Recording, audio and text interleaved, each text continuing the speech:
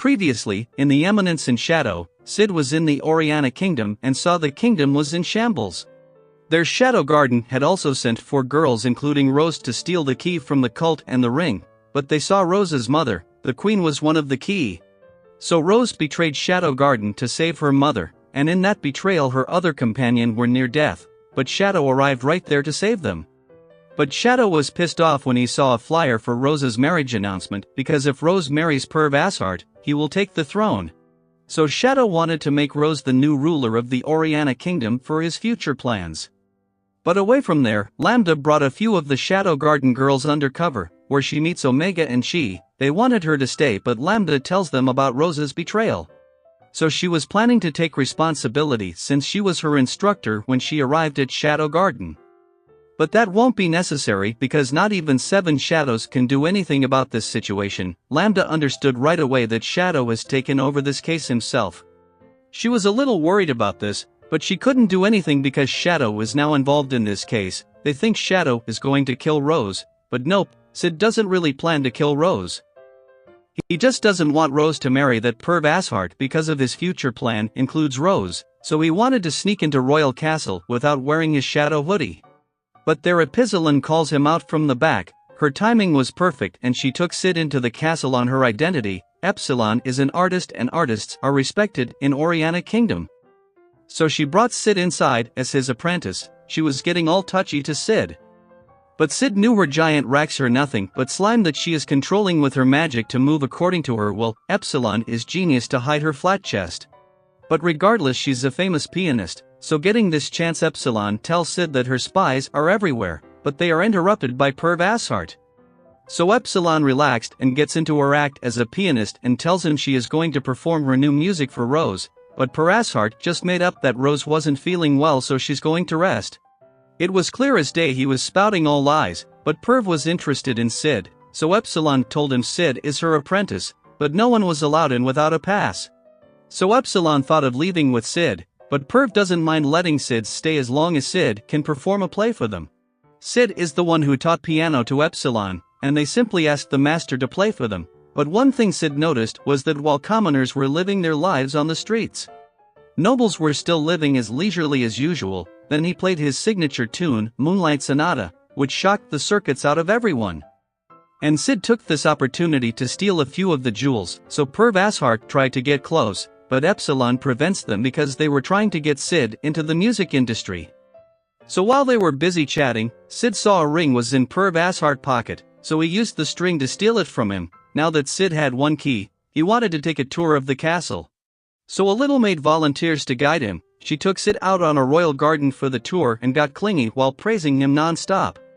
Margaret even heard that many of the nobles wanted to hire him for a fairly large annual salary, but she personally suggests her own family for employment if Sid was interested. She was clearly into Sid, so he goes with Epsilon's decision to hold back from getting into spotlight.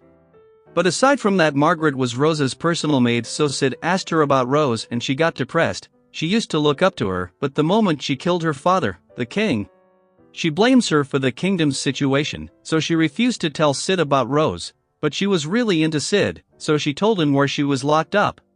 And Sid slips out of there while she's in her daydream, but a fatso blocked his way. He was a guard who had a crush on Margaret. He challenges Sid to a fight because he was jealous that Margaret was giving her attention to Sid. This fatso was really in a delusional world that Margaret liked him, judging by her reactions when she sees him, so Sid leaves him in his delusional world and slips out again. As for Rose, she knew turning a traitor would throw her kingdom into a war with Shadow Garden and Cult of Diablos, but there Sid climbs all the way up to her room. And finally she was reunited with Sid after a long time. Sid tries to make her remember her conviction she showed that day, when she killed her father, which pains Rose even more. Rose has given up on her dream and herself, so Sid makes her remember that she became a dark knight despite she was looked down upon. She was chasing down her dream, and for that, the people made fun of her dream. And despite that she still became a dark knight and now she is giving up all of a sudden. But Rose had completely given up and told Sid to forget about her. That was all what she said. And their Ashart comes as he got a report Rose was talking with someone. He tried to show his authority and threatened Rose to behave since her mother's life is in his hands. But the mother she wants to protect is getting ready to make her night colorful, such a bitch. Anyways, Sid moves out his another plan, but he still doesn't know the ring he stole is the key. As for Epsilon, she was with Victoria, and got a report on Rose. This mission was a failure because they didn't give them the information that Rose's mother was involved in this matter.